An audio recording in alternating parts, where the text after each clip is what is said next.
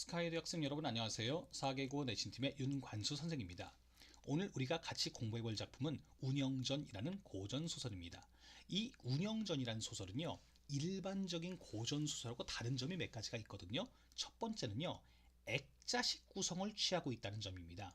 여러분들, 우리가 공부하는 일반적인 고전소설은 대부분 순행적 구성이거든요. 근데 이 소설은 이야기 속에 또 다른 이야기가 들어있는 액자식 구성을 취하고 있다는 점, 외화 속에 내화가 들어있다는 액자식 구성을 취하고 있다는 점이 특징이고요. 그리고 두 번째는요, 일반적인 고전소설은 대부분 행복한 결말로 마무리가 되죠. 근데 이 소설은요, 비극적 결말, 여기서 남자 주인공, 여자 주인공이 다 자결을 하게 되거든요. 비극적 결말로 끝난다는 점이 이 소설이 가진 특징입니다. 이 두 가지 꼭 좀 알아두시고요. 자, 그럼 여기서 등장인물 한번 같이 보도록 하겠습니다. 운영전이가 일단 주인공 운영이겠죠. 근데 운영은 안평대군의 궁녀입니다. 그 궁궐 안에서의 억압적인 생활. 왜 궁궐 안에서의 억압적인 생활이냐면요, 궁녀는 임금이나 왕자 이외에는 다른 사람을 만날 수가 없습니다. 특히 이 소설 앞부분에 보면은요, 안평대군은 궁녀들한테 이런 말을 한 적이 있어요. 니들이 만약에 궁궐 밖으로 나가, 그럼 죽일 거야. 그리고 만약에 궁궐 밖의 사람이 니들의 이름을 알아? 그래도 다 죽일 거야. 다시 말해서 니들은 나만 바라봐. 딴 남자하고 만났다가는 다 죽을 줄 알아. 이렇게 얘기하죠. 그 생활 속에서도 김진사와의 사랑을 싹 트여가는 그런 사람이죠. 결국 그 사랑을 이루지 못해요. 그래서 자결을 하게 됩니다. 근데 여기서 그렇다면 이 궁궐이라는 공간은요, 자, 사랑의 감정이라는 인간의 자연스러운 본성을 억압하는 그런 공간이 되겠죠. 자, 여기서 인간의 본성을 억압하는 그런 공간이구나 라는 걸 알 수 있습니다. 그리고 김진사, 운영과 사랑에 빠지는 그런 사람인데 재주도 뛰어나고 얼굴도 잘생겼어요. 하지만 운영과의 사랑을 이루지 못하고 결국 뒤따라 죽게 되는데요. 근데 여기서 이들이 사랑을 이루지 못하는 근본 원인은 뭘까요? 둘은 정말 사랑하는 사이지만 운영의 신분 때문이죠. 궁녀란 신분. 결국 신분 차이로 인해서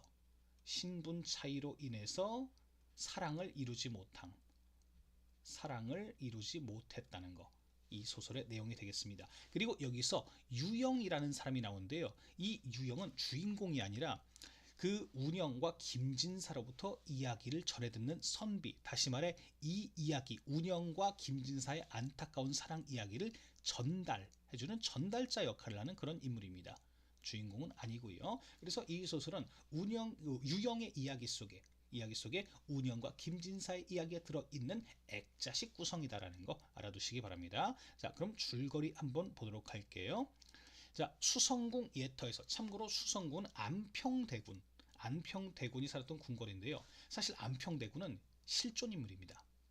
그 수양대군, 즉 세조의 동생인데요. 그 수양대군이 세조로 즉위하는 거, 그거를 이제 반대하다가 결국 귀양을 가게 되고 그 귀양지에서 죽게 됩니다. 그럼 여기서 안평대군이 살았던 그 수성궁터도 이제 안평대군이 죽고 난 다음에는 뭐 좀 버려졌겠죠. 그래서 유영이 거기서 술에 취해서 잠이 들었는데 그 꿈속에서 운영과 김진사를 만납니다. 근데 이때 운영과 김진사는 죽은 사람들이었어요. 그래서 그 자신들의 이야기를 운영이 먼저 얘기하고 그 다음에 김진사가 얘기하고 자기들의 그 안타까운 사연을 얘기합니다.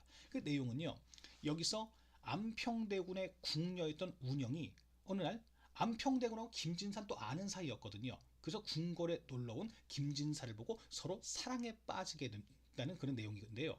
여기서 나중에 안평대군이 이 둘의 사이를 눈치를 채게 됩니다. 그래서 결국 사랑을 이룰 수 없게 된 운영은 결국 자살을 택하게 됩니다. 그리고 나서 그 김진사도 그 운영이 죽고 나서 그 실에 빠져 있다가 운영이 남긴 재산을 그 부처님께 시주하고 운영의 명복을 빌려고 했는데 여기 특이라는 애가 나오거든요. 특은 여기서 나쁜 사람입니다. 원래 이 특은 그 김진사의 하인이었는데 그 운영의 그 남긴 재물을 다 빼돌려서 자기가 그거를 들고 도망가 버립니다. 그리고 나서 이제 그 재물의 일부를 부처님께 바치고 그 김진사가 빨리 죽게 해달라고 그렇게 부처님께 빌어요. 부처님께 이상한 소원을 빌죠. 근데 그 사실을 알고 김진사가 오히려 그 부처님한테 특이 벌을 받게 해달라고 했는데 그 기도가 먹혔는지 특이 우물에 빠져 죽게 됩니다. 그리고 여기서 그 얘기가 여기서 끝났는데 그 얘기를 들은 유영이 그럼 여기서 뭐죠? 그 혹시 여기 나타난 이유 이렇게 유령이 돼서 나타난 이유가 인간 세상에 다시 태어나지 못해서 그게 한이 돼서 나타났냐 그랬더니 그게 아니다. 천상에서 즐거움이 더 큰데 갑자기 여기서 우리가 옛날에 안타까운 사랑을 나누었던 그 수성궁이 보고 싶어서 만 내려온 것이다. 그리고 우리의 이 안타까운 이야기를 후세에 그 당부해달라라는 얘기를 그 전합니다. 그러면서 이제 꿈에서 깨어나서 이 유영은 그 김진사와 운영의 안타까운 사랑 얘기를 듣고 나니까 갑자기 세상 일이 그렇게 좀 재미가 없어졌어요. 그래서 벼슬을 오르는 걸 포기하고 나그나가 돼서 떠돌아다니다가 어디서 죽었는지 알지 못한다. 그런 내용의 소설입니다. 자, 그럼 여기서 주요 지문 한번 같이 보도록 할게요.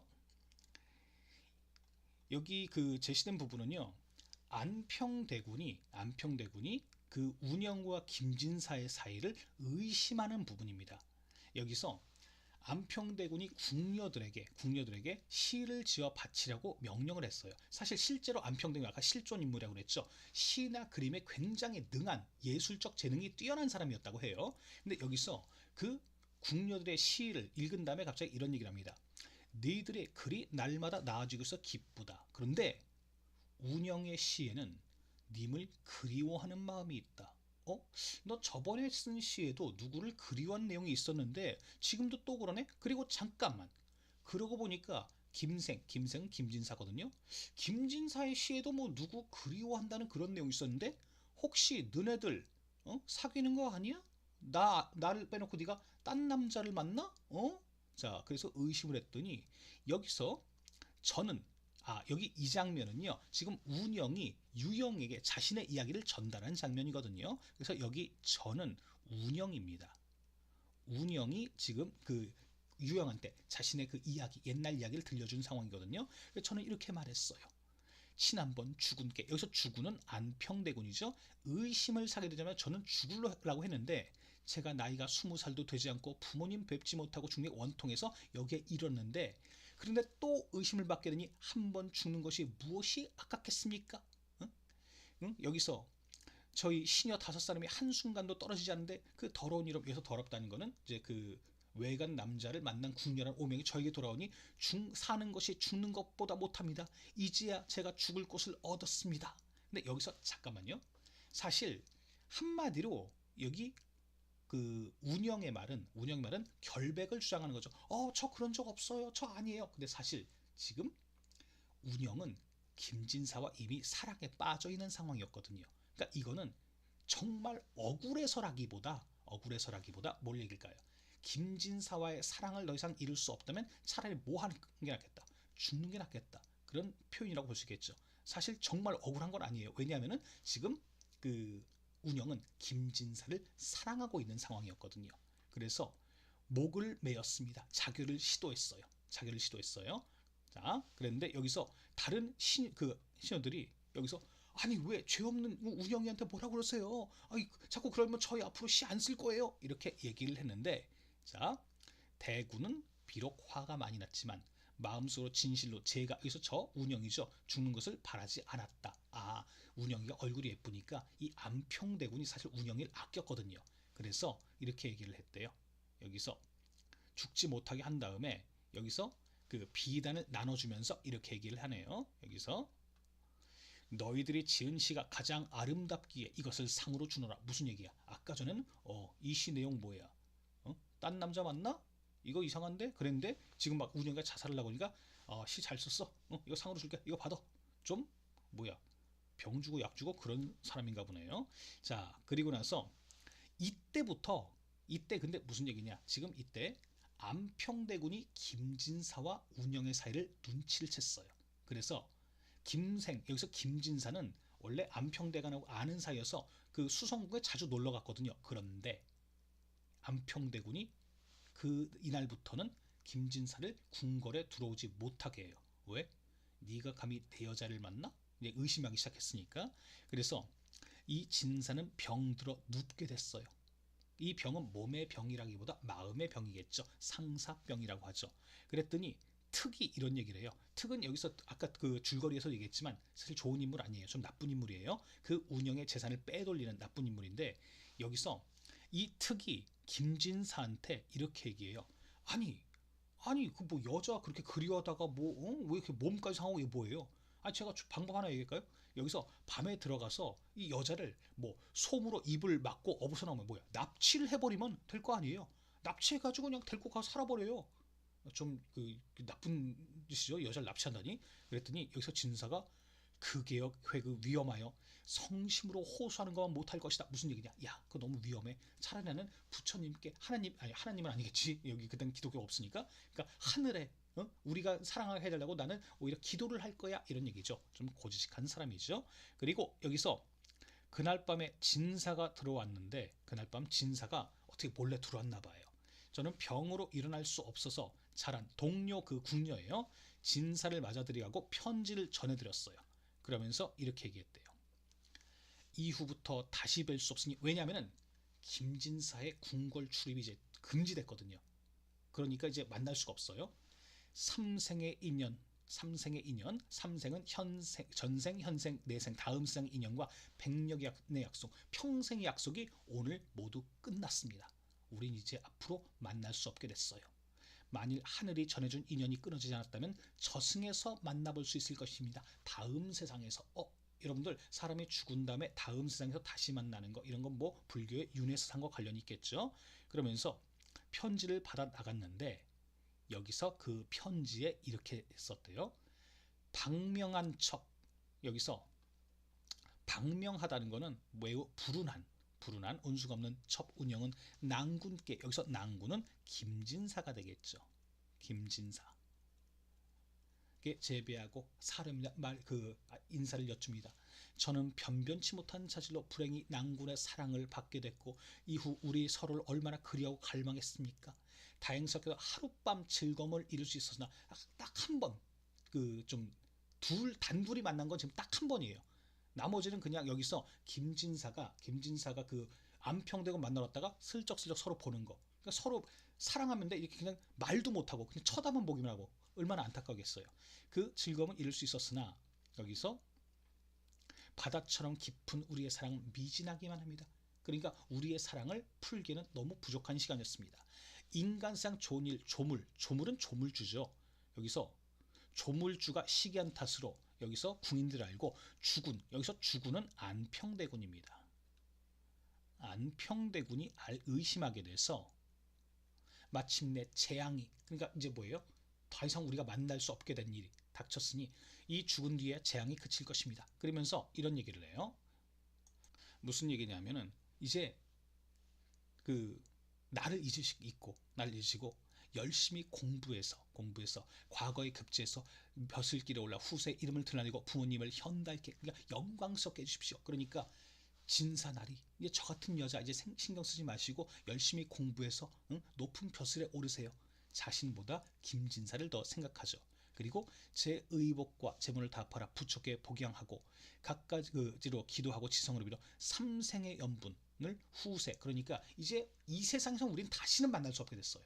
우리가 다음 세상에 만날 수 있도록 부처님께 여기서 꼭 뭐 기도를 해주세요 라고 얘기했는데, 진사는 편지를 다 읽지도 못하고 기절하여 땅에 쓰러졌는데 집안 사람들이 구해서 급겨우 깨어났습니다 라고 얘기하고 있죠. 자, 굉장히 좀 섬세하고 여린 성격이네요. 그리고 나서 정말로 김진사와 운영은 다시 만나지 못하게 되다가 결국 운영은 자결을 하게 되고, 김진사도 뒤따라 자결하게 되고, 그리고 이제 그 사람들은 이제 유령이 되었다가 지금 수성공터에 놀러온 유영의 꿈에 나타나게 되는 그런 내용입니다. 자, 그럼 여기서 핵심 정리한번 같이 가보도록 할게요. 자, 여기서 갈래는 애정소설, 남녀간의 사랑을 다루고 있죠. 그리고 몽유소설, 몽유할 때 몽자가 꿈몽자죠. 꿈몽자에서 몽유소설인데요. 여기서 운영과 김진사 이야기가 유영의 꿈에서 나타났잖아요. 그 몽유수성이고요. 소설이고, 그리고 성격은 애정적 두 남녀의 사랑, 그리고 비극적 결말로 끝난다는 게 특징입니다. 그리고 이 소설은 고전 소설 보면은 그 중국을 배경으로 한 작품들이 많이 있거든요. 근데 이 소설은 조선 우리나라를 배경으로 하고 있고 안평대군이라는 실존 인물이 등장한다는 거, 이게 특징입니다. 그리고 시점도요, 전체적으로 보면은 전지적 작가 시점인데 그 중간에 운영이 김진사가 자기 얘기를 전달하는 장면이 있거든요. 그 부분에선 1인칭 주인공 시점이라는 거 된다는 거 알아두시고, 주제는 운영과 김진사의 비극적 사랑이고요. 자, 특징, 일단 중요한 거는 액자식 구성을 취하고 있다는 점, 이야기 속에 이야기가 들어있는 액자식 구성, 그리고 비극적 결말로 끝난다는 거, 이 두 가지 꼭 좀 알아두셔야 될 그런 내용입니다. 자, 그럼 여기 OX 문제 한번 같이 가보도록 할게요. 자, 1번 볼까요? 액자식 구성을 통해 인물들의 이야기가 더욱 생생하게 전달된다. 맞는 말이죠. 그 내화 부분은 운영과 김진사가 자신의 사연을 얘기하는 그런 장면입니다. 그 다음에 2번, 신분 차이로 인해서 사랑을 이루지 못하는 인물들의 이야기 나타나 있죠. 운영은 궁녀라는 신분 때문에 김진사와의 사랑을 이루지 못하니까요. 맞는 말입니다. 3번, 인간의 본성을 억압하는 공간적 배경이 나타나 있다. 맞는 말이죠. 그 인간의 본성을 억압하는 공간이 어디죠? 바로 궁궐이 되겠죠. 그 궁궐은 인간의 사랑, 그 남녀 간의 사랑이라는 그 자연스러운 감정을 억압하는 그런 공간이니까요. 그 다음에 4번, 안평대군은 김진사와의 운영의 사랑을 이해하는 인물 아니요. 그 안평대군은 궁녀들한테 이런 말 했어요. 딴 남자 만나면 다 죽인다고. 그럼 이해하는 게 아니죠. 그 다음에 5번, 비극적 결말로 마무리되는 소설. 맞는 말입니다. 자, 여기서 운영도 결국 자결하고 그 사랑을 이루지 못한 김진사도 따라서 죽게 되니까 이거는 비극적 결말로 마무리되는 소설이 맞습니다. 자, 오늘 여기까지 하겠습니다. 수고 많으셨습니다.